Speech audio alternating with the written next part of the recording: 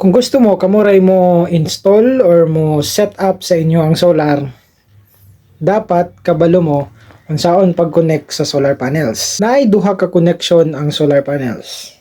Series connection o parallel connection. Direta una sa series connection. For example lang, na kay tulo ka solar panels, 1, 2, and 3. Kapag gani, i-connect nimo ang negative sa imong panel 1 sa positive sa panel 2, negative sa panel 2 sa positive sa panel number 3, and then ang connection ana niya paingon na dayon sa imong MPPT sa imong hybrid inverter. Kana siya nga connection is in series. Unsa man ang parallel?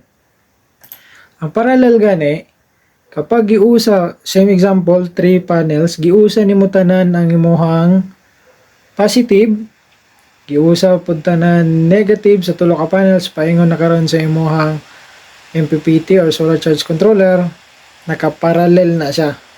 Unsa may gamit ana di ang series o parallel connection?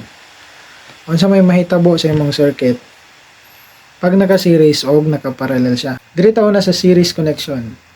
Kanay imong solar panels na siya ay rated na maximum power, maximum voltage o maximum ampere rating. For this example lang, natay 550 watts for the maximum power, 40 volts, and then 13.75 amperes sa iyang current. Pag naka-series gani, i-add na siya tanan imong power.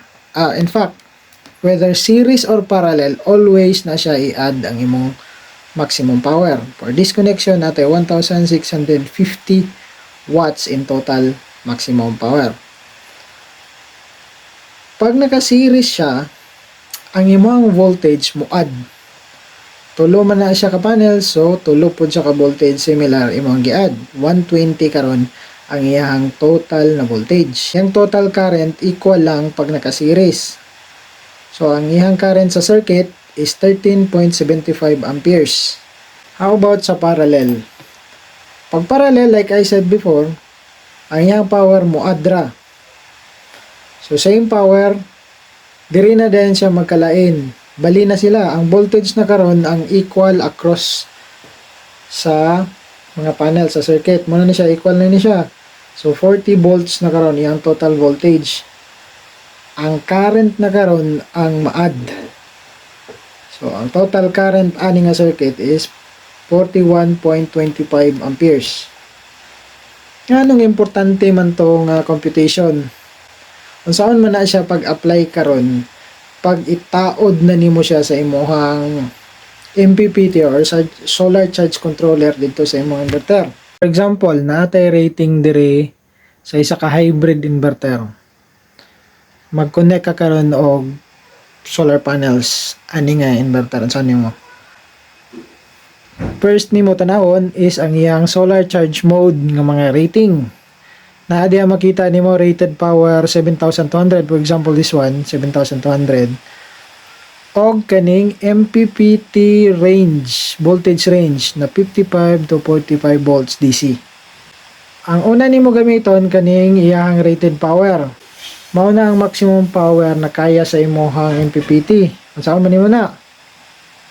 Ang rated power i-divide nimo og pila ka watts ang rating sa imong solar panels per solar panels. 7,200 for example.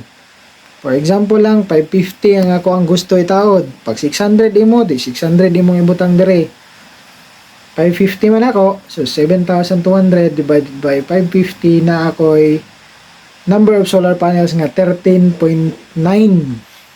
I-reduce nimo na siya sa nearest even number. So, ang imong solar panels is 12 pieces. Why not increase to 14 kung even man atong gipangita? Kay mo excess na maganing 7,200 watts. Pero naiuban gaingon nga pwede ra daw excess kay anyway, ang solar panels dili man sad na perminti 100% or maximum. Kung gusto mo ato, nasunda to ninyo. Well, para sa ko yes, dili siya always 100%, but what if mo 100% nya imong gi-exceed? Di guba imong MPPT karon. That's why mo reduce ta para bisan pa og mo 100% siya, always ka within sa limit sa imong MPPT or charge nimo. So for this example natay 12 pieces. So ano mo pag-connect ang 12 pieces, i-series ba na nimo, i-parallel ba na nimo? Let's just say nga gusto ka i-series kay mo may nakuha nimo na mas dali man. Sige, ato i-try og series ang 12 pieces nga solar panels. So may tabo pag ang power is ma-plus raman. So naka 6,600 watts, sulod pa 7,200 man yung maximum. Okay, check. Ang voltage, remember pag mag-series ka is i-add nimo na. So 40 times 12, 480 volts, which exceeds already your maximum voltage para sa imong charge controller or MPPT sa imong hybrid inverter. So di na pwede, mali na ka. Ang current same raman, so okay, sulod 13. Saan man mo karon, dili naman siya pwede i-series kanan. I-series ni mga uban o i-parallel ni mga uban. Taray mong baton. I-6 by 6. Pinaka-ideal ani nga setup is 6 by 6. Nga naman, power the same. Ma-plus siya tanan, 6,000 watts. Ang voltage niya sa unom is 240. Pag i-parallel nimo, same set nga 6, 240. So voltage gyapon niya is 240 ra gyapon. Dayon ang iyang ampere is i-plus nimo ang duha ka nakaparallel nga 2 sets of 6. So ang total niya kani 27.5 na siya. Just to summarize for this example, ang ideal configuration or connection sa iyong solar panels is i-series nimo daan ang unom, then mag-series na pug ka og ikaduha nga unom gihapon, and then i-parallel to nimo. Now, para mag-gauge na ko if effective ba ang akong pag-explain sa saan pag-connect sa solar panels, pagpili mo, pangita mo og inverter nga gusto ninyo i-install. Whatever capacity, whatever brand. Tanawa to ninyo dito ang rated niya nga charge, rated niya nga power, rated niya nga voltage range, and inyong buhaton ang iyang ideal configuration or connection sa iyang solar panels, and then i-comment din ninyo ang inyong nakuha. Kaya ingon pa nako, bisan pag unsaon akong tudlo, kung dili ninyo i-practice, dili ninyo na makuha. Okay, sa next na to nga video ato nang i-discuss karon ang unsaon man pagkuha ang wire sizing, proper na wire size, proper na protection devices, unsa man dapat ang sakto nga protection device based sa imong system or sa imong capacity sa imong panel.